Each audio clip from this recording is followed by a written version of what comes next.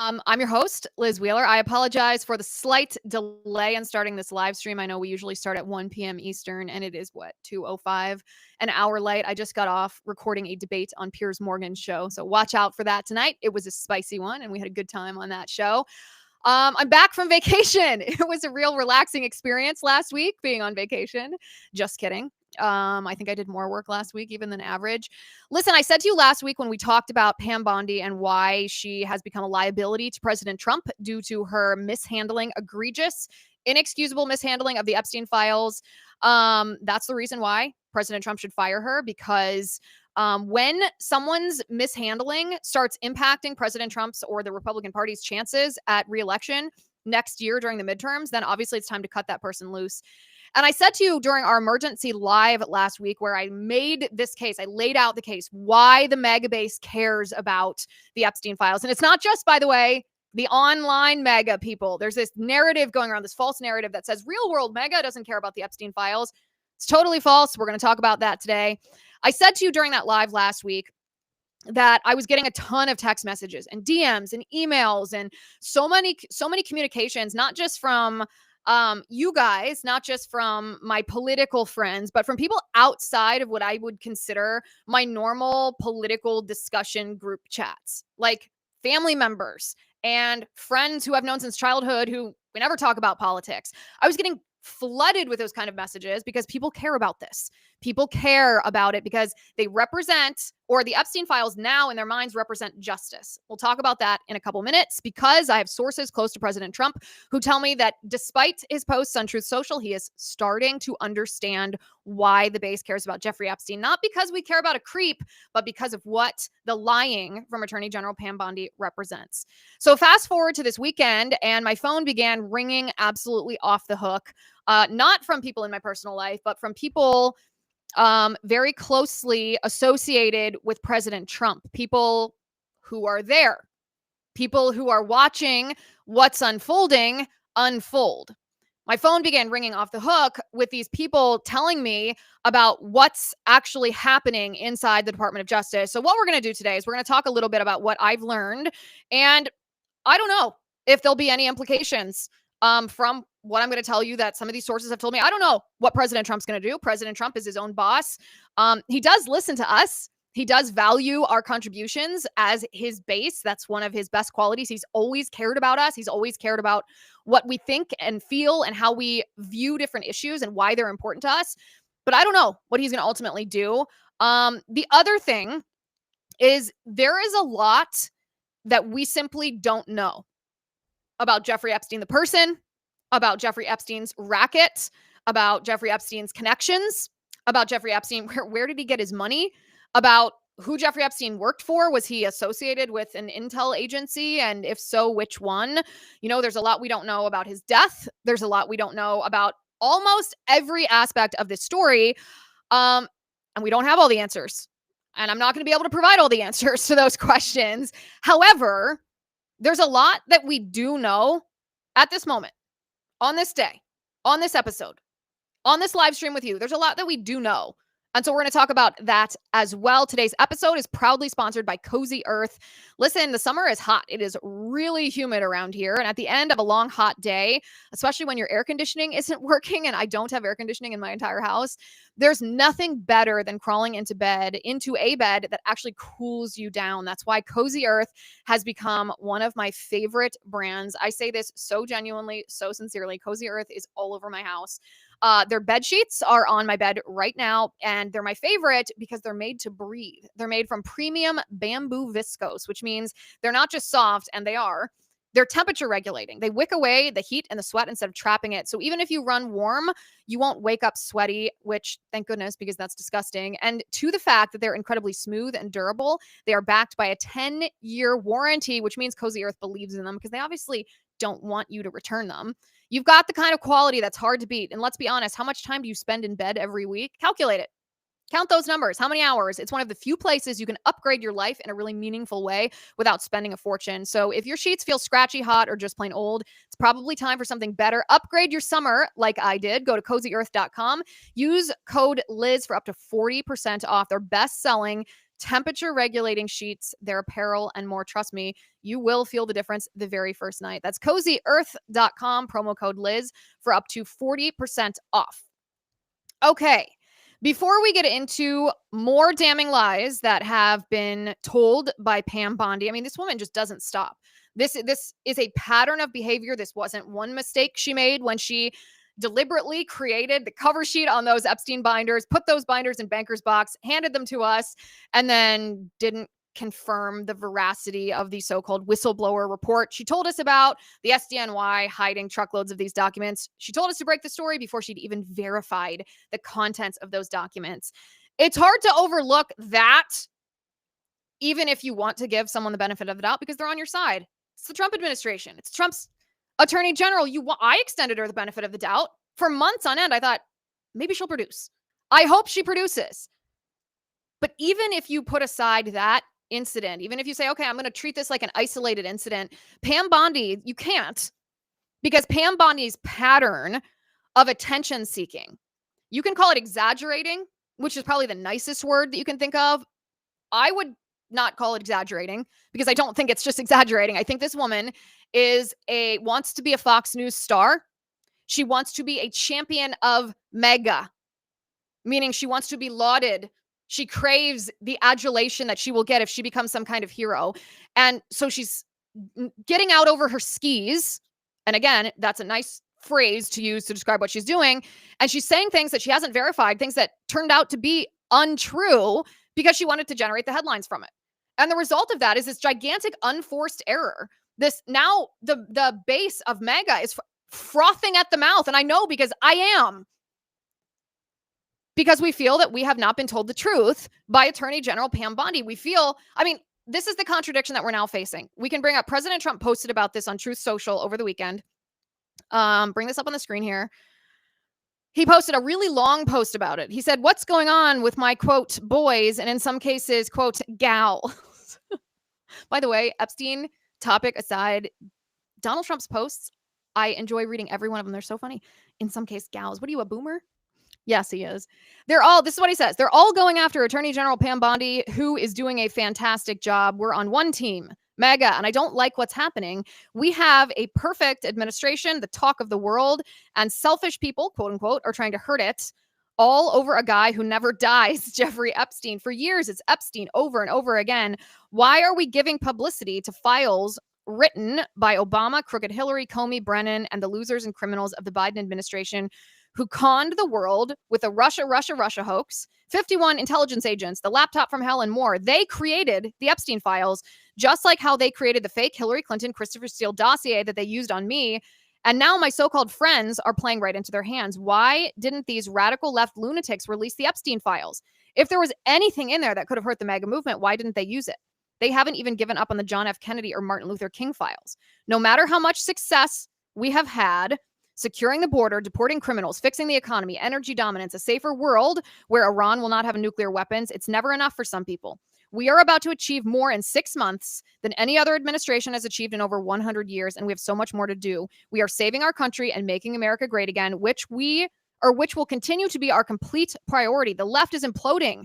Kash Patel and the FBI must be focused on investigating voter fraud, political corruption, Act Blue, the rigged and stolen election of 2020, and arresting thugs and criminals, instead of spending month after month looking at nothing but the same old radical left-inspired documents on Jeffrey Epstein. Let Pam Bondi do her job. She's great. The 2020 election was rigged and stolen, and they tried to do the same thing in 2024. That's what she's looking into as Attorney General, and much more. 1 year ago, our country was dead. Now it's the hottest, quote-unquote, country anywhere in the world. Let's keep it that way and not waste time and energy on Jeffrey Epstein, something that nobody cares about. Thank you for your attention to this matter. Okay. There's a lot to unpack there. First of all, as I said, I like every one of President Trump's posts, even a post like this where he's misreading his base. A true friend tells you the truth even when it's uncomfortable. And I'm telling you, President Trump, you're misreading your base over on this one. And I'll tell you why in just a second. Because I have sources close to President Trump who says he is receiving our communication about why we care so deeply about this. We'll get to that in a minute. Here's the contradiction, though. The reason that I read this post. We were first told by Pam Bondi, there's a list. There's a client list. It's on my desk, she said. It's on my desk waiting to be reviewed. Fast forward. We were told via an unsigned Department of Justice memo, at least we assume it's from the Department of Justice because it's unsigned, but she didn't deny it. So let's assume it's authentic for the sake of this argument. She leaked it to Axios, or she leaked it. Of course she leaked it. Of course she did. She leaked it to Axios, and we're told there's no list. There's no blackmail. Epstein definitively killed himself. You're not going to get any more files. Thank you and goodbye. So first we're told there's a list, then we're told there's not a list, and now we're told by President Trump that there's a list, but it was written by Obama and Comey and Brennan and Hillary Clinton and Joe Biden. This is why the base cares, because this is a contradiction that I can't get over, the new contradiction. And I don't think you can either. Not because we don't trust President Trump, not because we don't support President Trump, none of that. Of course we support President Trump. Of course we do. That's why we are expressing to him how much the base cares about this. We can't stop caring about this because there has been a lack of transparency, and the base has begun to associate, or they now do, it's not even a beginning, they now associate what we've been told about the Epstein files. There's a list. It's dirty. You're about to get more dirt from the SDNY. Oh, wait. No, you're not. And none of it was ever true. You're a conspiracy theorist. Goodbye. And now we're told it was all the file is written by James Comey and Barack Obama and Joe Biden. Listen. Here's the thing. What's the most interesting about President Trump's post on Truth Social if he had come out on like day 2 of his administration and said, hey, we promised you transparency on the Epstein files. Well, let me tell you what's actually in them. It's a bunch of crap written by the same people who made up the lies in the Christopher Steele dossier, and we don't want to release it because it's all garbage. And it falsely accuses innocent people of doing things they didn't do. If he had come out and said something like that, the base would have been like, oh, that's plausible. Okay, yeah, we don't want to let the deep state define a narrative. The base actually would have probably accepted that. It wouldn't have stopped us asking questions, but let me rephrase this. When the JFK files came out a couple months ago, we live streamed the afternoon that the files were released, but the live stream, we were kind of like watching the clock when we were on air, waiting for the files to be released, hoping we'd be able to talk about it as it was breaking. Well, it didn't. It came after the show ended. And so I said this, I was like, well, listen, I'm not that excited about the JFK files, not because I don't care about it. I actually think it's very important to know whether our own intelligence agencies or a foreign intelligence agency assassinated a president of the United States. I care about this deeply. But I don't think we're going to find out anything juicy from the JFK files because I don't think criminals, especially criminals that are in the government, write a whodunit and just leave it tied neatly with a bow on the desk in the Department of Justice so that other people who want to send the criminals to jail can find it. It's never going to happen. Evidence is hidden. Evidence is destroyed. Sometimes there's an effort made to prevent evidence from being collected. I never had an expectation that the Epstein files necessarily would be just troves and troves, just like opening up Jeffrey Epstein's house and shaking it, or house on his island and shaking it out, and all the tawdry crimes and disgusting evil stuff would fall out. I never really thought that's what the Epstein files would be. And the base, I think, would have accepted that if that's what was communicated to us, that listen, we came in here and there's a lot of garbage that looks like propaganda that was written by the left, and there's not a lot of proof. We don't know what happened to it. The base would have been like, wow, that sucks. But it's plausible. We've seen this playbook from the FBI, the same FBI that called us terrorists. Okay, but that's not what happened. This is why, circling back to the Pam Bondi thing, this is why it's so important that President Trump understand what Pam Bondi has caused. When I say that she's a liability to the administration, none of this ever had to happen. This backlash, this mega backlash that we're seeing a jillion headlines about every day, this was Pam Bondi's fault. Because Pam Bondi's Department of Justice has done some good things. They have. I support many of the things that she's done. But on these pivotal issues, these issues where we have been hurt, we haven't seen justice yet. We haven't seen justice for COVID. We haven't seen justice for J6. We haven't seen justice for Russiagate. We haven't seen justice for the 2020 rigged presidential election. We haven't seen justice for the FBI calling parents domestic terrorists because we didn't want our children indoctrinated with critical race theory and trans ideology in public schools. We haven't seen justice for the pro-lifers, the grandmothers praying outside of abortion clinics who were thrown in jail. by the Biden administration. We haven't seen justice for my producer, Spencer, who had his apartment raided at the crack of dawn by the FBI because he investigated Ashley Biden's diary. We haven't seen justice, and we've been hurt by these things. And so, as we're sitting here waiting for this justice, the first big issue, the first issue that would implicate the deep state, the attorney general won't stop mouthing off about. And then she tells us lie after lie after lie. How do you expect us to respond? We associate this. It's not that we care about Jeffrey Epstein, the creep. I've never been one of those shows, by the way, that dives into all the details on Jeffrey Epstein. I've never filed FOIA requests. It's not it. There are a lot of people who have a lot more interest in the Jeffrey Epstein case in and of itself than I ever did. I actually agree with Trump that, yeah, people don't necessarily care about Jeffrey Epstein, the creep, but now it represents justice. That's why the base cares. And by the way, Ghislaine Maxwell, his madam, who is serving 20 years in prison for child sex trafficking, she now says that she wants to testify in front of Congress. She says she wants to tell her story in front of Congress. And so the question is, Republicans, you control Congress. Are you going to allow Ghislaine Maxwell to reveal the Epstein list? You'll remember during Ghislaine Maxwell's trial, she said there was a black book. And that black book was sealed. It was not allowed to be viewed by you and by me publicly. So why would Republicans say no to Ghislaine Maxwell's offer to testify in front of Congress? I, for one, would like to see that. I think the base would like that as well. Okay, so here's the thing. I mentioned at the beginning of the show, my phone has been ringing off the hook.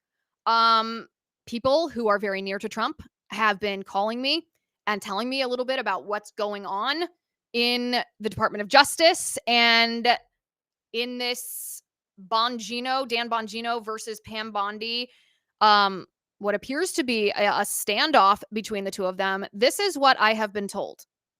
I have been told that since this Truth Social post that we just read, where President Trump said nobody cares about Epstein, I have been told that President Trump is listening. I have been told that President Trump is beginning to understand just why his base cares about the Epstein files. Now, I have no idea what the implications of that will be. I have no idea if he will hold Pam Bondi accountable for creating this monster.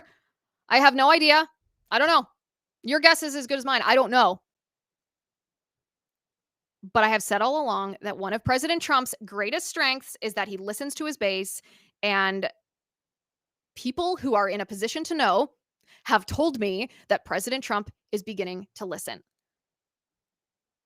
What that means remains to be seen. I have no idea what the implications of that would be, but I want to address one more thing before we get into Pam Bondi's more damning Pam Bondi lies.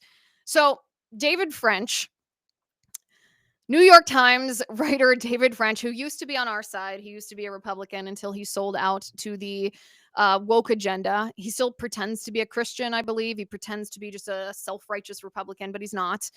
He wrote an article over the weekend, and actually, I have to say, a little anticlimactic here. It's not one of his worst articles. Like, it's just boring and kind of dumb. There's nothing in it that I'm like, wow, that's so egregious.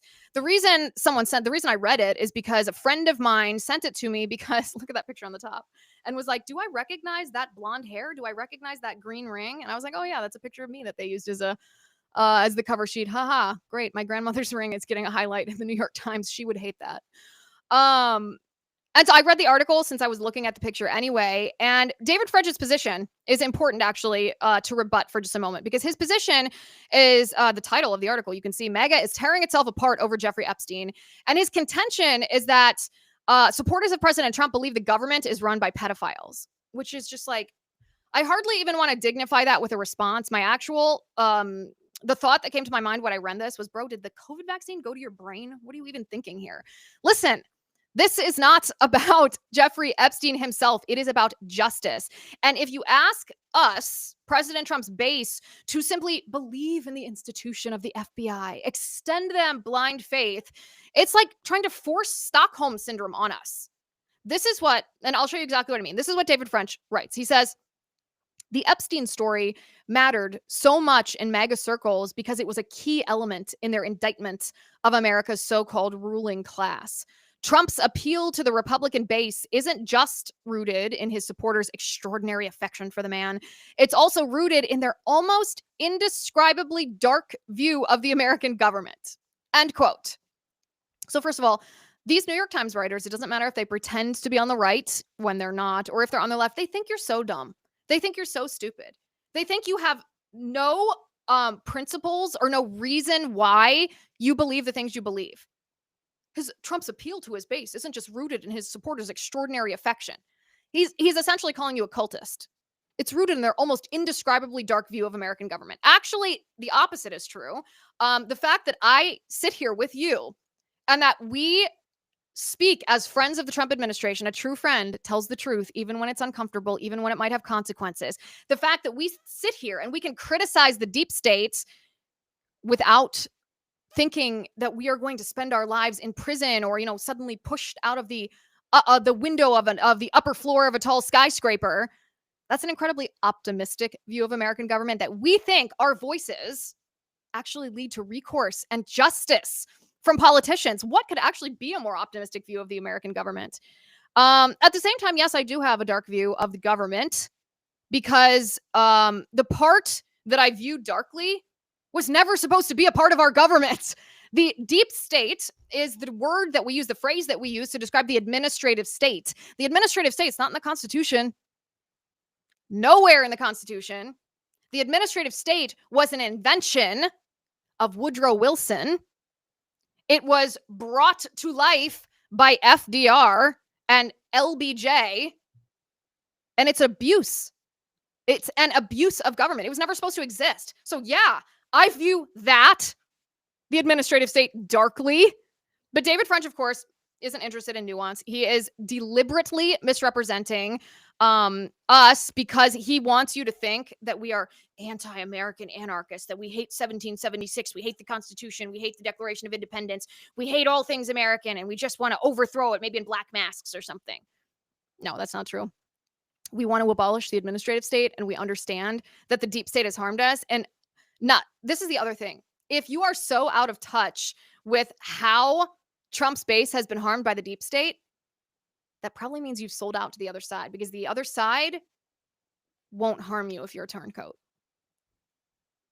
So wanting justice apparently means we're revolutionary anarchists who hate American government. That sounds to me like a line written by someone who was part of a group paid by big leftist money to write a Bible study to infiltrate Christianity with wokeism, which David French did. Okay, so now let's turn to what we do know. There's tons of questions about Jeffrey Epstein and who he was and who he was working with and the crimes he committed and the governments that he may or may not have been associated with and his death. There's all kinds of questions that we don't know the answer to. Questions that actually deserve investigation. But for a second, I want to talk about the things, not the things we don't know. I want to talk about the things that we do know. And I want to start by saying this. You know that I am a big supporter of President Trump. I think he's a good president. I think he's a great president. I think what he's doing, securing our border, not just building a fence, not just pretending to be against illegal aliens, but these mass deportations, we have never seen a president more committed to making our country safe and prosperous for American citizens than President Trump. I'm a huge supporter of what he's doing on immigration. Tariffs, all the panicans that were like, oh no, the global economy is going to be rough. No. I was out at the first moment when people started losing their minds. I was like, wait just a second. President Trump's been talking about tariffs for decades. This is not something he pulled out of his hat right now. He knows exactly what he's doing. And sure enough, a couple days later, President Trump couldn't show his base the cards when he was negotiating with other countries. But a couple days later, all these countries caved because President Trump's strategy, he knew what he was doing from the beginning. Doging the administrative state, one of the best things that's ever been done to the American government. And then foreign policy. President Trump is he's second to none. President Trump's foreign policy is not only correct principally and philosophically, he executes it perfectly. I'm a huge supporter of the Trump administration. So what I say today, it is in defense of the America First agenda that we share with him that I speak out. We don't stop talking about something like the Epstein files because we're instructed to do so. Of course we don't. There are a lot of unanswered questions, but there's also a lot of things that we know for a fact. So what are these things that we know for a fact? We know for a fact that the outrage over the Epstein files was an unforced error. It didn't have to happen. This was not something that the base listed, even on their top 20 priority list when Trump took office. So why did it leapfrog to the top of people's priority this past week? And why has it stayed there? Because of Pam Bondi's lies. It was an unforced error, and the responsibility lies squarely with Pam Bondi because she lied to us. And we don't like to be lied to. We won't tolerate being lied to, especially by a politician. We've made that very, very clear in the past. And she continued to lie to us. And she continued to act condescendingly towards us. And the base deeply cares about this because the base associates the Epstein files now, thanks to Pam Bondi's lies, with justice. Are we actually going to get the justice that we voted for when we voted for President Trump? Well, the Justice Department's done a lot of good things, but we haven't had any prosecutions when it comes to the COVID lockdowns, masking our kids in school, the vaccine mandate. There's no government employees who have been arrested for fomenting the violence on January 6th. We don't know the name of the pipe bomber. We're told all the time, oh, we're close. Well, close, but no cigar. We have an investigation announced into James Comey over Russiagate, but you don't typically announce investigations. You typically announce indictments. We haven't had any indictments. We haven't had anybody held accountable for the Ukraine impeachment. We haven't had FBI agents and judges who signed, rubber stamped, rating journalists over the Ashley Biden diary. Nobody's been held accountable there.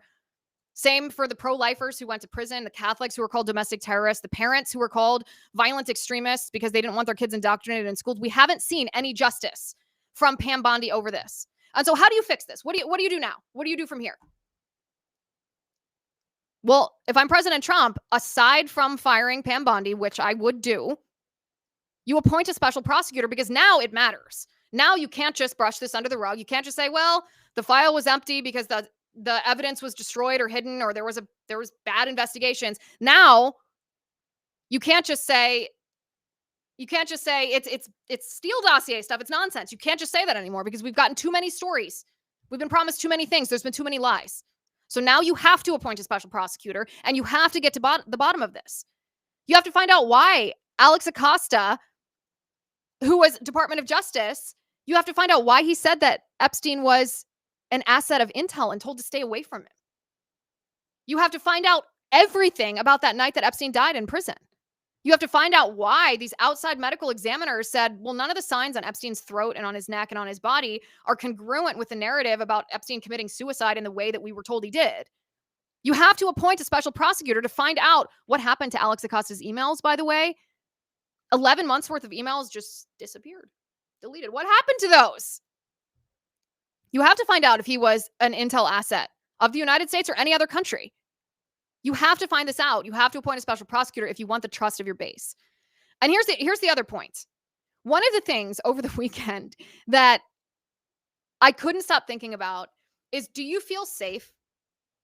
After that video was revealed, it was revealed first by the Department of Justice, and it was supposed to be Epstein's door, the door to the special housing unit. And it had that minute missing at midnight. And Pam Bondi was so dismissive, like, oh, it's old technology. Every night at midnight, there's a missing minute. Like, what? But what's worse is after that video was released, it was revealed by Wired to be an edited video. It was edited on like Premiere, which is the same sort of editing program that's on anybody's laptop who works in this business. It was like a video that was stitched together in multiple pieces. And then they didn't even take the metadata out of it so anybody on the back end could go and look and see where the edits happened. And all I can think of is, well, my goodness, the terrorists must be laughing their heads off. Do you feel that you are safe from threats to the American homeland when we have the Real Housewives of the DOJ acting this way, lying to you because they want to be Fox News stars? I don't. The story that Axios published over the weekend, by the way, is true. Laura Loomer reported on this story first. She reported that Dan Bongino, the deputy director of the FBI, was taking a day off because he'd had a standoff with the Department of Justice, with Pam Bondi specifically, about her mishandling of the Epstein files. And Axios reported on this in more depth. And sources have confirmed to me that this Axios story is true. Pam Bondi and Dan Bongino in the White House had a yelling match over Pam Bondi's mishandling of the Epstein files. And Pam Bondi doesn't believe that she did anything wrong, even with the Epstein binders. She doesn't believe she's done anything wrong. If that doesn't tell you everything you need to know, listen, it was not an isolated incident that day in the White House when she bragged about making the cover sheet, the most transparent administration in history. Didn't even verify the SDNY, the supposed troves of documents from the SDNY, before she said, this is the real story. We're going to have all the dirt for you soon. Publicize this. Didn't even verify it because she just wanted the attention. And this is a pattern. This behavior is not an isolated incident. It is a pattern of behavior. Her pattern of click-thirsty lying continues. That meeting last week in the cabinet with the cabinet secretaries, President Trump seated there with all of his cabinet, and he's asked about Epstein, the video where he snapped at reporters. You know the one. Well, he answers the question and then hands it back to Pam Bondi, and she makes this comment. Take a listen.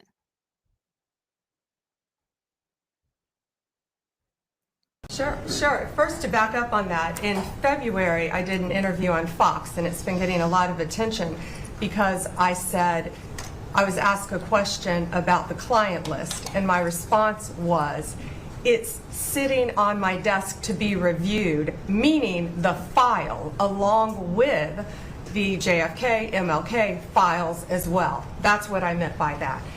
Also, to the tens of thousands of video, they turned out to be child porn downloaded by that disgusting Jeffrey Epstein. Child porn is what they were. Never going to be released, never going to see the light of day. To him being an agent, I have no knowledge about that. We can get back to you on that. And the minute missing from the video, we released the video showing definitively. The video was not conclusive, but the evidence prior to it was showing he committed suicide. And what was on that, there was a minute that was off the counter. And what we learned from Bureau of Prisons was every night, they redo that video. It's old, from like 1999. So every night the video is reset, and every night should have the same minute missing. So we're looking for that video to release that as well, showing that a minute is missing every night. And that's it on Epstein. Okay, so not only is her explanation, as we covered last week, not sufficient about her answer on Fox News. It's not what you said. I don't care what you meant. It's not what you said. And you said it multiple times. These videos that she references are not videos of Jeffrey Epstein with children. Sources who have access to this investigation, and therefore to these files and videos, these recordings to which she refers, tell me it is videos of Epstein's computer screen, and he is downloading child sexual abuse material. So when Pam Bondi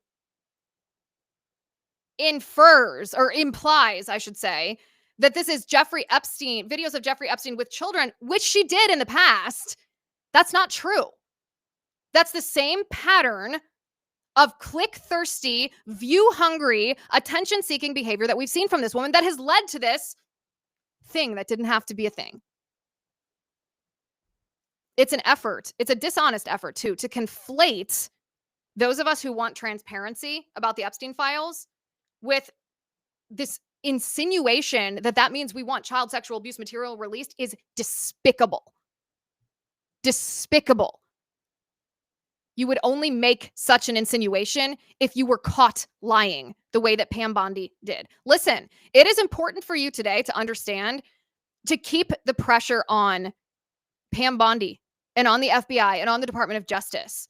Congresswoman Anna Paulina Luna is doing that. She issued the following statement I want to read to you. She said, there is plenty of evidence and information not pertaining to child sexual abuse material or the victims that the DOJ leadership can authorize Kash Patel and Dan Bongino to release. Remember, Kash Patel and Dan Bongino have no authority to release anything. Only Pam Bondi can release anything. Luna said the FBI cannot release anything without Justice Department authorization. The task force, which Luna is on, and all of its members will be asking for that on behalf of the American people. But then Mike Benz, who, by the way, is going to be on the show on Wednesday, you're going to want to tune in for that, 1 p.m. Eastern here. Make sure you're subscribed so you don't miss that when we go live. This is what Mike Benz said to Attorney General Pam Bondi. He said, the office that reports directly to you, DOJ OPR, has the transcribed interview it conducted with Alex Acosta per its November 2020 report about the allegations of Epstein's intelligence ties. Make that Acosta transcript public so we know what was asked and answered. There are things that can be done here. There is transparency that can be chosen. So understand, if there's a lack of transparency, that is also a choice. It's a choice by a woman who did not just engage in lying and was caught on an isolated basis. It is a pattern. Now, a couple of other things worth mentioning here. My phone ringing off the hook. People who are there. People telling me, listen, President Trump is listening. He cares about his base. He's beginning to understand why the mega base cares about Jeffrey Epstein. I'm also told that it's being misrepresented, or the view that it has been misrepresented, the interpretation of what Kash Patel and Dan Bongino said when they were on that television show with Maria Bartiromo, and they definitively pronounced that Jeffrey Epstein killed himself. There's simply no question about it. I criticized that. I said, how do you know that definitively? Just don't say it definitively, because you can't provide evidence that debunks the evidence we see before our very eyes. So you're asking us to believe you in blind faith and ignore what's before our very eyes. Not going to do that. We're done extending that kind of blind faith to a politician. There's not a politician in the world who deserves that kind of blind faith. Never again. Well, sources close to the Department of Justice tell me that actually that is the position of the upper echelon of the FBI, that it was never intended to be a definitive pronouncement. It was intended to represent the nothing that was in the FBI file. In fact, it was intended to represent how poorly Alex Acosta and his non-prosecution agreement, how poorly the evidence had been collected, and that there was nothing in there. And that according to the nothing that was in there, sure, he killed himself. There was no evidence that contradicted that narrative. And that it wasn't a definitive pronouncement. What are the implications of that? I don't know. I guess we'll see. We'll see. But I can tell you one thing. We're being told by some on the right that, real world mega doesn't care about this. It's only online mega. Don't go spend time with your family. Don't be chronically online. Don't give me that one. Don't give me that one. Don't give me that one. I would love to care most about groceries. But the thing is, just a couple years ago, 4 years ago, 5 years ago, I wasn't allowed to go get groceries because we were locked down. I would love to just focus on raising my children, going to church, but we weren't allowed to go to church 5 years ago. I would love to focus just on being a part of my community, but I was called a domestic terrorist when I tried to get involved in the school board. I would love to just cast my vote once every 4 years, but I don't know if my vote counted in 2020. And when I raised my voice, when we raised our voices, people were put in jail. We don't have the luxury of just spending the summer outside. We don't have the privilege of just living our lives normally because we were targeted by the deep state. We were hurt. We'd love to care only about groceries, but we can't. We can't.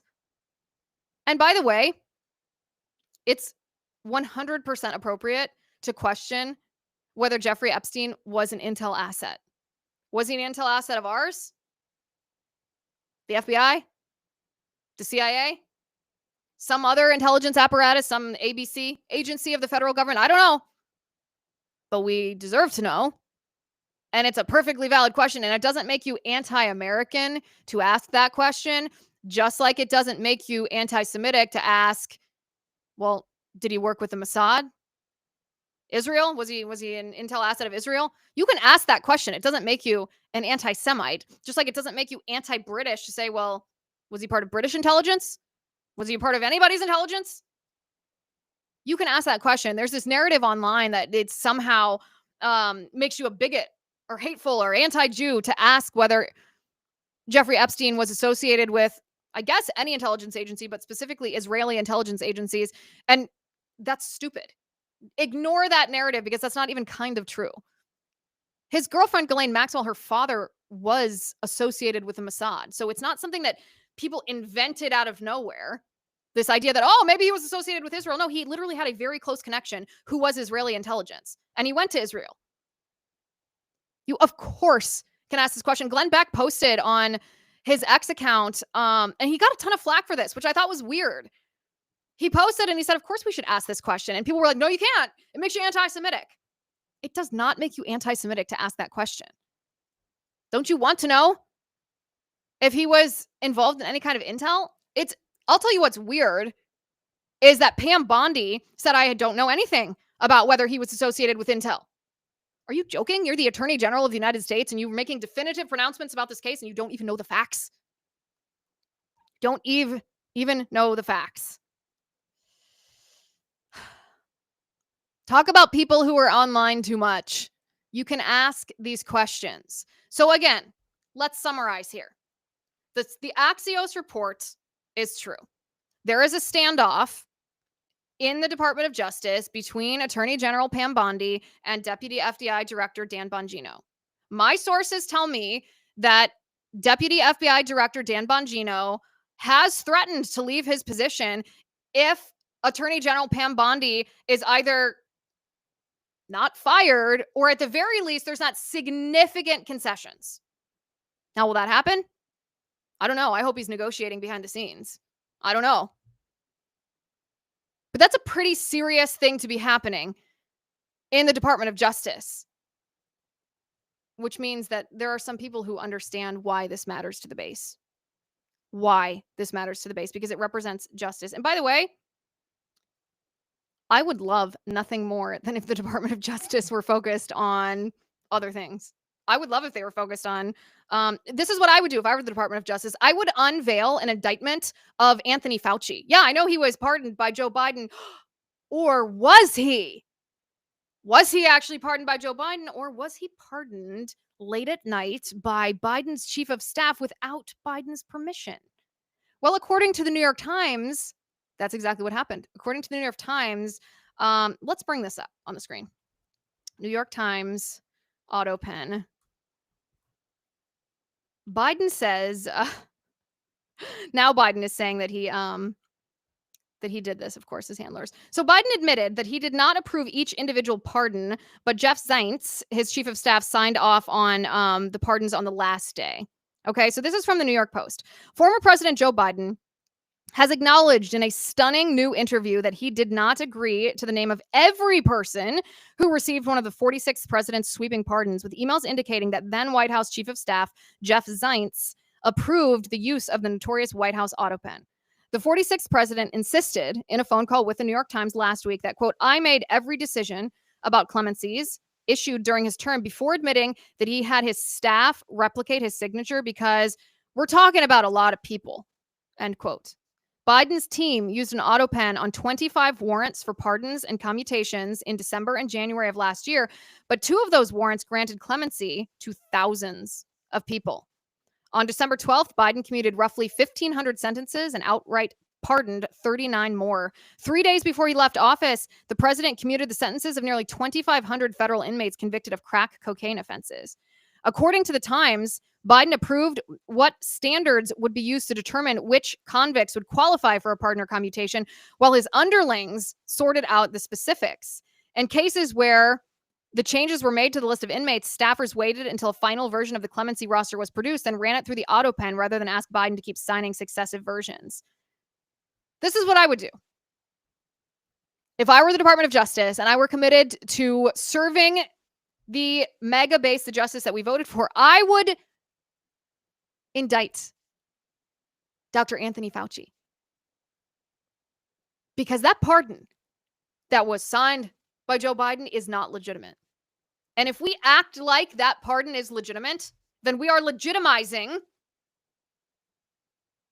the unelected apparatus that was controlling Joe Biden. Those staffers have no authority, no more authority than you have. Can you sign a pardon? Can you, I don't know, put a pen between your toes and say, oh, it's not my hand, this is an auto pen, it's a replica of Joe Biden's signature? No, that's forgery. It's a crime. You're not allowed to do that. So why would Jeff Zients be allowed to do that? He doesn't have the authority. You didn't vote for him. He can't pardon Anthony Fauci, neither can that little machine. If the Department of Justice is serious about serving justice, indict Anthony Fauci for the crimes that he committed against us. That's what I would do. That's what President Trump should do. That's what Attorney General Pam Bondi should do.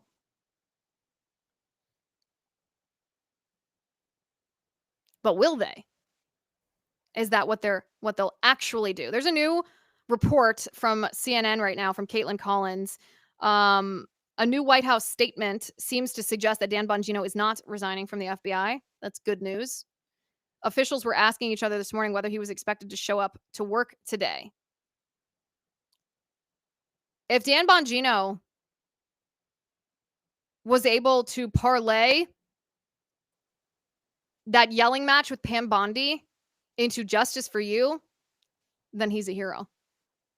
But I'll tell you, one of the things that I was told by people who were watching this unfold inside the Department of Justice was that Pam Bondi doesn't have a lot of allies, that she's burned through a lot of her friends and contacts, and that she doesn't have a lot of people who are willing to stand next to her and fight on her side. But that's not quite accurate. She doesn't have a great number of allies. She doesn't have a lot of people who are willing to fight next to her, but she does have one.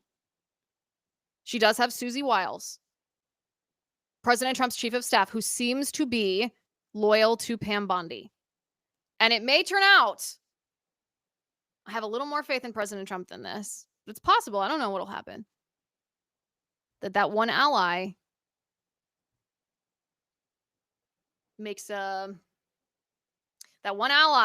is stronger than the number of allies on the other side. We'll see what happens. But I'm going to repeat what I said before. If Dan Bongino was able to parlay that contentious standoff, that interaction, that yelling match into justice for you, then he's a hero. We have on the show tomorrow a very special guest who's going to talk about Roy Singham. Roy Singham is the almost billionaire hiding out in China who is behind the anti-ICE violent riots here in the United States. He's paying for them. It's his money that is paying those rioters to commit violence against the United States. And he was subject to a document request from the United States Congress, and he didn't respond. So now what's going to happen? How is he going to be held accountable? We will have answers on that for you tomorrow because it is vitally important. I mean, I looked at the response to that episode. That series of episodes we did that week on Roy Singham was something that you care about deeply, and I do too. And we're not going to stop talking about that just because for the moment the violence has stopped. Roy Singham has not stopped his work, and he must be held accountable. He is, after all, an American citizen, and he was using his money to subvert the United States, and he, at the very least, violated the law when it comes to lobbying for a foreign government because he shares an office with the Chinese Communist Party propaganda firm. We talked about all of that, and we have much more on that for you tomorrow. So make sure you're subscribed to the show. YouTube.com/Liz Wheeler, X.com/Liz_Wheeler. Go to Spotify. Please subscribe over there. Make sure you share this episode and keep raising your voices. Tell President Trump why you care about the Epstein files. It represents justice to you. We want justice. We voted for justice. President Trump promised that he would serve justice in so many of the pivotal cases where you and I were hurt by the deep state. That's what we want. Thank you for watching today. Thank you for listening. I'm Liz Wheeler. This is The Liz Wheeler Show.